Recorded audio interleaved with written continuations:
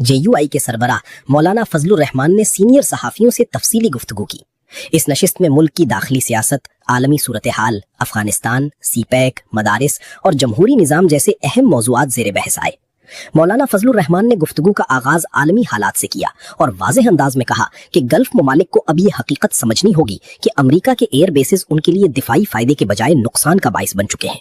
उनके मुताबिक खित्ते में बढ़ती हुई कशीदगी और आलमी ताकतों की चपकलिश एक बड़े खतरे की तरफ इशारा कर रही है। उन्होंने कहा कि मौजूदा हालात अगर इसी तरह जारी रहे तो दुनिया एक बड़ी जंग की तरफ जा सकती है और अगर दूसरी बड़ी ताकतें भी इसमें शामिल हो गईं तो ये सूरत हाल तीसरी आलमी जंग में तब्दील हो सकती है। ताहम उन्होंने इस बात पर जोर दिया कि पाकिस्तान एक जिम्मेदार मुल्क के तौर पर सालसी का किरदार अदा कर रहा है ताकि दुनिया को इस मुमकिन तबाही से बचाया जा सके। दाखिली सियासत पर बात करते हुए मौलाना फजलुर रहमान ने कहा कि इमरान खान को रिहा करके उन्हें सियासी किरदार अदा करने का मौका देना चाहिए। उन्होंने इंकिशाफ किया कि तहरीक इंसाफ के साथ राब्ते जरूर रहे लेकिन वो किसी नतीजे तक नहीं पहुंच सकी। उन्होंने सऊदी अरब और पाकिस्तान के दरमियान होने वाले दिफाई मुआहिदे को सराहते हुए कहा कि ये एक मुस्बत पेशरफ्त है लेकिन इसके साथ साथ पॉलिसियों में तसलसल और बेहतरी की भी अशद जरूरत है। CPEC के हवाले से मौलाना फजलुर रहमान ने सख्त सवाल उठाते हुए कहा कि ये मंसूबा इमरान खान के दौर में बंद हुआ और आज तक बंद है। सवाल ये है कि आखिर ये बंद क्यों है। उन्होंने कहा कि चीन के साथ ताल्लुकात के मामले में भी हम वहीं खड़े हैं जहां पहले थे और इस पॉलिसी की तसलसल के पीछे कौन है, ये एक बड़ा सवाल है। इंतखाबात के हवाले से उन्होंने कहा कि 2018 और 2024 के इंतखाबात एक जैसी थी और यही तसलसल ज़िमनी इंतखाबात में भी नजर आ रहा है।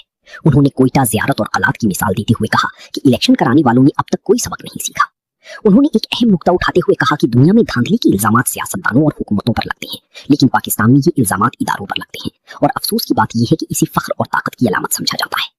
मौलाना फजलुर रहमान ने आलमी निज़ाम पर भी तनकीद करते हुए कहा कि दुनिया में कम्युनिज्म और जमहूरियत दोनों कमजोर हो रही हैं, हत्ता कि चीन में भी अब हकीकी कम्युनिज्म बाकी नहीं रहा। उनके मुताबिक आज दुनिया सरमायादारियत, आमरीत और अस्करियत की इश्तिराक से चल रही है। अफगानिस्तान के हवाले से उन्होंने कहा कि पाकिस्तान को उजलत है जबकि अफगानिस्तान मोहलत चाहता है और यही तजाद दोनों ममालिक के दरमियान मसाइल की बुनियादी वजह है। मदारिस के मसले पर गुफ्तगू करते हुए उन्होंने कहा कि मुशर्रफ, इमरान खान और मौजूदा हुकूमत तीनों के अदवार में मदारिस के हवाले से पॉलिसी एक जैसी रही है। उन्होंने इल्जाम लगाया कि मदारिस की रजिस्ट्रेशन का कानून पास होने के बावजूद ना रजिस्ट्रेशन की जा रही है, ना बैंक अकाउंट्स खोले जा रहे हैं, बल्कि उन्हें जबरदस्ती हुकूमती बोर्ड्स में शामिल होने पर मजबूर किया जा रहा है। इस नशिस्त में मुल्क के मारूफ सीनियर सहाफियों और तज्जियाकारों ने शिरकत की, जिनमें मुजीबुर रहमान शामी, हफीजुल्लाह नियाजी, सुहेल वड़ाइच, इफ्तिखार अहमद, हबीब अकरम, नौशाद अली और मोहम्मद इलियास शामिल थे।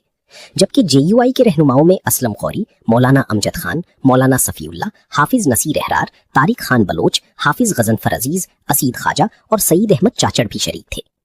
आखिर में मौलाना फजलुर रहमान ने जोर दिया कि हुक्मरानों का मौजूदा उरूज आर्जी है और अगर पॉलिसियों में संजीदगी और तसलसल न लाया गया तो हालात मजीद खराब हो सकते हैं। आप क्या समझते हैं, क्या वाकई पाकिस्तान आलमी जंग को रोकने में किरदार अदा कर रहा है और क्या इमरान खान की रिहाई सियासी मंजरनामा बदल सकती है? अपनी राय कमेंट्स में जरूर